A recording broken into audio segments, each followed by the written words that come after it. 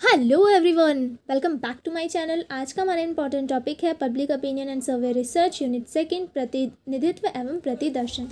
तो आइए समझते हैं प्रतिदर्शन क्या है। What is sampling. सैम्पलिंग क्या होती है? जब हम एक बड़े समुदाय में से कुछ ही अंश को उठाकर निर्णय करते हैं तो उसे हम सैम्पलिंग कहते हैं।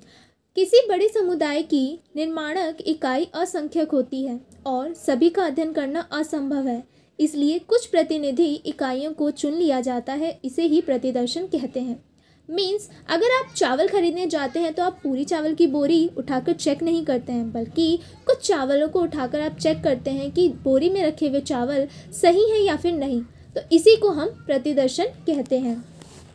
चुनी गई जो इकाइयाँ होती हैं उन्हीं को प्रतिदर्शन कहा जाता है। अब हम जानते हैं what is the meaning of the sampling.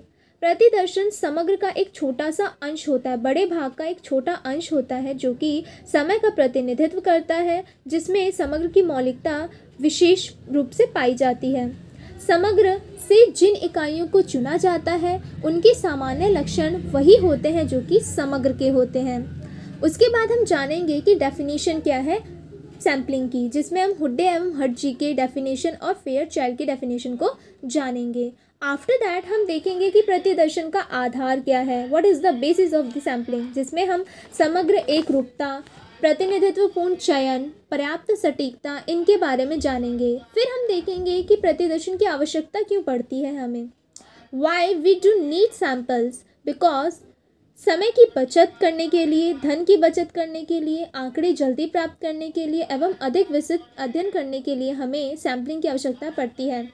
After that हम जानेंगे सैम्पलिंग डिज़ाइन के बारे में, जिसमें हम 5 स्टेप्स के बारे में पढ़ेंगे। जिसमें पहला स्टेप है समग्र का निर्धारण, दूसरा है प्रतिदर्शन इकाई, तीसरा है प्रतिदर्शन फ्रेम, चौथा है प्रतिदर्शन आकार, पांचवा है प्रतिदर्शन पद्धति रैंडम एवं नॉन रैंडम। तो अगर आपको ये वीडियो यूज़फुल लगी हो, लाइक शेयर सब्सक्राइब जरूर कीजिएगा। Thanks for watching.